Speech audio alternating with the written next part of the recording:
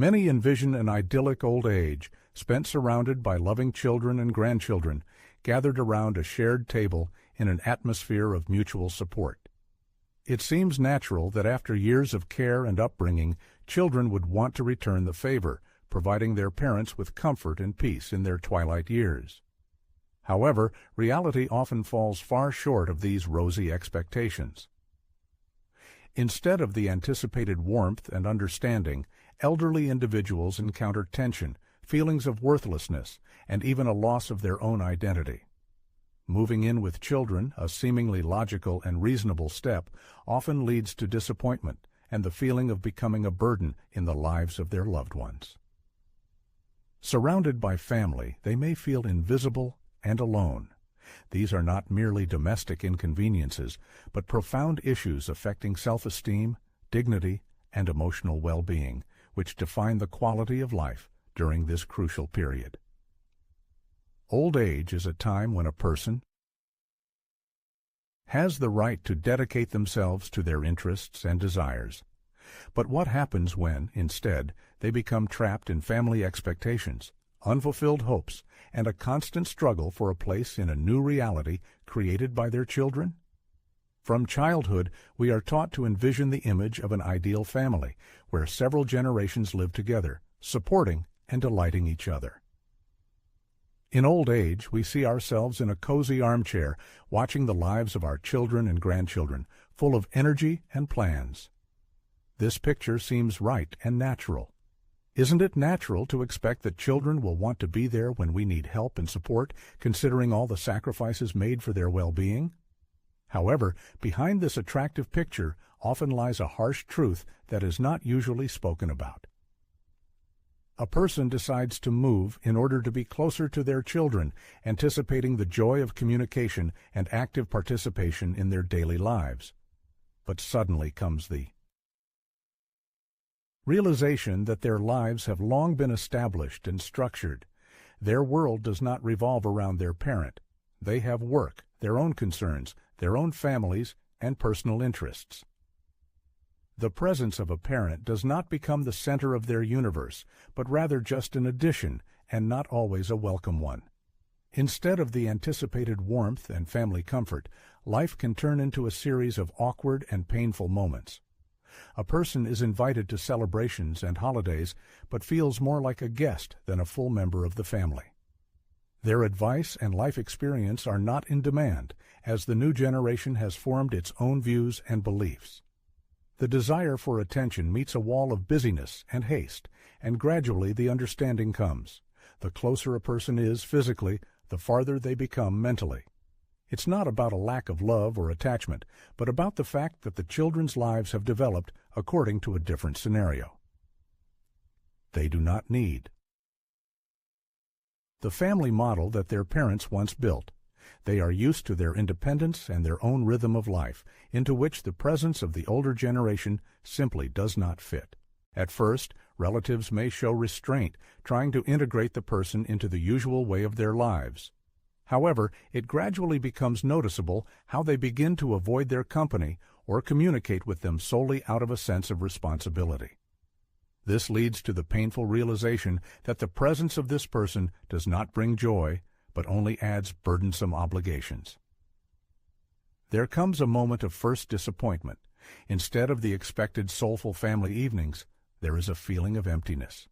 The desire for closeness turns into a feeling of worthlessness. It seemed that it would be easier with the children nearby, but instead there is a loss of something important, one's own life. Initially, attempts are made to justify what is happening, convincing oneself that the children are simply busy and everything will improve over time. A person persuades themselves not to impose, but simply to be there to provide support if needed. But time passes, and details that were previously unnoticed begin to appear. Tension flashes in the eyes of the children with each visit just to chat. Notes of irritation are heard in the voice in response to an offer of help. Grandchildren, whom they imagine sitting on their knees, prefer tablets to conversations. And then comes a sobering realization. The expected attention, warmth, and participation never come. It is not just sadness, but the collapse of one's own hopes. After all, for many years, life was dedicated to family and children in whom they saw support and protection from loneliness. A person feels like they are standing at the edge of the life of loved ones rather than being an integral part of it, like a guest who has overstayed their welcome. It is especially painful to realize that their presence causes not sincere joy, but only a sense of duty. They notice how relatives try to be polite, but their thoughts are directed to other areas. Notice how their words sometimes hang in the air, not finding a response.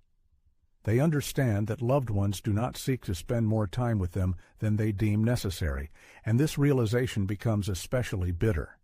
He once hoped that living near his family would save him from loneliness, but now he feels it even more acutely. There's nothing sadder than feeling superfluous among those you cherish. Over the years, a person becomes more sensitive to the attitudes of others, especially those they love most. He unerringly discerns when his arrival is met with genuine joy and when with a barely perceptible sigh. Even with outward propriety, subtle nuances betray the true attitude. A hesitation before answering, a glance sliding across the phone screen during conversation, a slight tension in the voice. All this is impossible to miss. Suddenly, the realization dawns that his presence has become a burden for his children, not a source of joy. They don't say it aloud, but it's felt on a subconscious level. When visiting, he automatically receives an offer of tea, but without an invitation to stay longer. He is thanked for helping with the grandchildren, but as if checking a box on a to-do list. Thanked. And now we can move on. Attempts to talk about his life are met with a quick transition to discussing their own problems, work, and news. He understands that his stories are of no particular interest to them. There comes a moment when you realize that your presence has become a kind of burden that they are forced to bear. Perhaps they themselves are not aware of this, but for him it becomes obvious. In their speech, words about personal boundaries sound more and more often. Mom, we're busy today. Dad, understand, we have our own plans. He begins to hear phrases like, we need some personal space. We have our own family now. You won't be offended if we go without you, will you? And he, smiling guiltily, assures them that he understands everything, although inside everything contracts with pain. A vague feeling matures in the soul, far from resentment or anger rather, an all-consuming emptiness. It is impossible to blame loved ones because the decision to move was made voluntarily in an effort to be close. However, the realization comes. Personal ideas about family harmony turned out to be an illusion, far from their perception. The most difficult thing is to admit your own mistake. Moving closer to the children has a subtle trap, the loss of personal independence. At first, it seems that nothing will change, that proximity will not interfere with leading a familiar lifestyle. But reality gradually makes its own adjustments, and freedom gradually evaporates. The day begins to adjust to someone else's schedule, personal plans are checked against the children's schedule, and one's own desires are sacrificed to the convenience of loved ones. Soon this trend turns into a new reality, where personal time ceases to belong to oneself. Constant readiness to help, pick up the grandchildren from school, resolve household issues, look after the house during departure, becomes the norm. From a parent living his own life, a person turns into a part of someone else's life, and it becomes more and more difficult to say no every day. Personal boundaries blur imperceptibly. Any departure from home requires a warning. Decisions are made with an eye to the convenience of children. Doubts begin to creep in. Is it not selfish to think about oneself when loved ones need support? And then comes the realization of the complete loss of freedom. However, the most painful experience is not in everyday inconveniences, but in the loss of former respect. When a person is in close proximity every day, when he is always available, his presence begins to be taken for granted. This does not happen out of malice, but due to the peculiarities of human psychology. What is constantly at hand gradually loses its value. In the past, when a person lived separately, each meeting became a significant event. The children rejoiced at his arrival. The grandchildren looked forward to it. But now, when he is constantly around, he ceases to be a long-awaited guest who is greeted with open arms and turns into a familiar part of the interior to which they get used to and no longer think about the possibility of its disappearance. The man believed that proximity would bring more warmth, but in reality it deprived him of the most valuable thing, a sense of his own importance, because, paradoxically, the more accessible he becomes, the less he is valued. Different generations look at life through the prism of different values, and with age these differences become more difficult to ignore. During the period of separate residence, it seemed that the man and his children had much in common. They met, talked, exchanged news, and everything seemed harmonious.